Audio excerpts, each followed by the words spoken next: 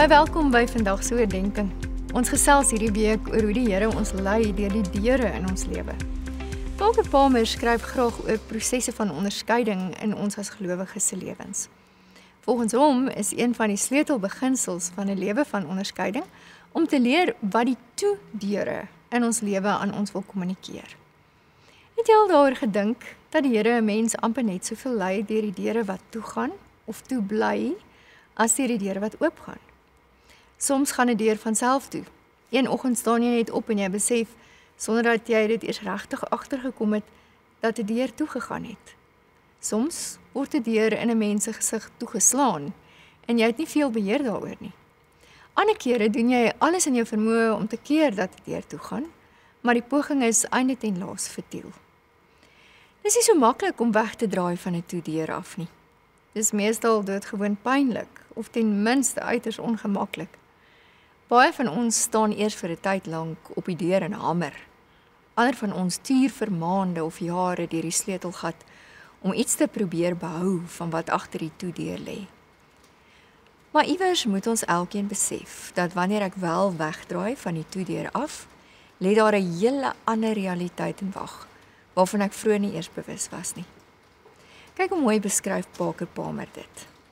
My anxiety about way not opening, the anxiety that kept me pounding on closed doors, almost prevented me from seeing the secret hidden in plain sight. I was already standing on the ground of my new life, ready to take the next step on my journey, if only I would turn around and see the landscape that lay before me. Wanneer aanvaar 'n mens dat 'n deur toe is?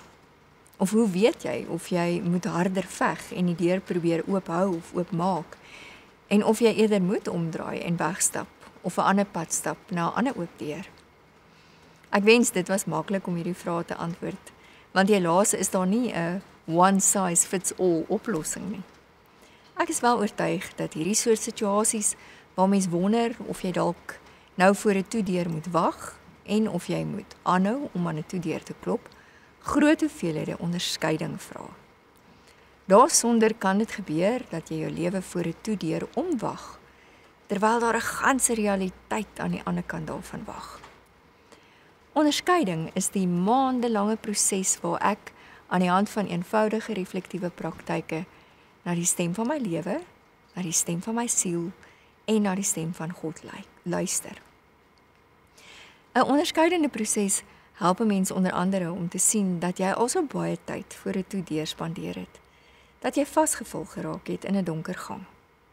Dit help 'n mens om te besluit of jy nog bietjie tyd moet gee en of daar min tot geen lewenspotensiaal agter hierdie toedeur lê nie, en dat jy eintlik al besig is om jou een kosbare lewe te verspeel. Ek sê nie dat 'n mens onmiddellik van 'n toedeur moet wegdraai nie, maar onderskeiding kan my help seker maak dat ek nie my ganse lewe daar spandeer nie. Wanneer dit gaan oor verhoudings of geleenthede in my lewe, moet ek versigtig wees om te probeer om die deur oop te forceer. Hoe meer ek dit doen, hoe moeiliker raak dit. Ek is oortuig dat die twee basiese houdings as dit gaan oor verhoudings, respek en wederkerigheid is. As beide respek en wederkerigheid nie teenwoordig is nie, is daardie verhouding waarskynlik 'n toedeur. Want sonder hierdie twee eienskappe is daar op die lang duur werklik feitelik geen lewenspotensiaal in 'n verhouding nie. Wanneer dit gaan oor geleenthede, is ek 'n groot voorstander van die natuurlike vloei van prosesse. Dit beteken glad nie dat dinge in my skoot gaan val nie. In 1 Korintiërs 16 vers 8 tot 9 sê Paulus vir die gemeenskap in Korinte: Ek sal egter tot Pinkster in Efese bly, want hier staan 'n groot en belangrike deur vir my oop, maar hier is ook baie teenstanders. Hier leer ons by Paulus dat selfs as daar 'n oop deur is, beteken dit nie noodwendig dat dinge glad of maklik gaan verloop nie. Natuurlik is ons ook medeskeppers van realiteit, en dit beteken dat ek van my kant af moet doen wat gedoen moet word om 'n sekere soort werklikheid te help realiseer, maar dat ek dan wag en kyk of realiteit op my insette reageer en daar 'n sinergie ontstaan tussen dit wat ek bring en hoe realiteit reageer. Ek moet met ander woorde my lyn in die water kry en kyk of die vis byt. Om aanhoudend my lyn in die water te gooi, sonder dat enige vis na verloop van tyd byt, is om voor 'n toedeur vas te val. Dit mag wees dat die tyd vir iets nog net nie reg is nie, en dat ek later in my lewe verby daardie deur stap en dit oopvind, of selfs intentioneel daarheen terugkeer en skielik besef dat daar nou potensiaal is waar daar van tevore geen potensiaal was nie. Om jou een kosbare lewe voor toedeure en hersenskimme te spandeer, is waarskynlik een van die hartseerste dinge. Maar die geslote deure van ons lewens is ook heilige grond, juis omdat dit ons geen ander keuse laat as om oop te wees vir ander alternatiewe waardeur God ons wil ontmoet nie.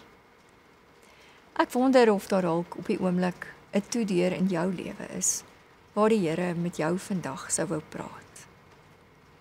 Mag die Here ons help om die tekens te lees, sodat ons in die vloei van die stroom van die lewe kan floreer. Kom ons bid saam.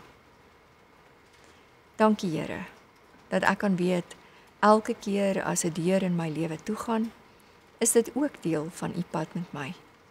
Help my om U leiding in die toe en in die oop deure raak te sien. Amen.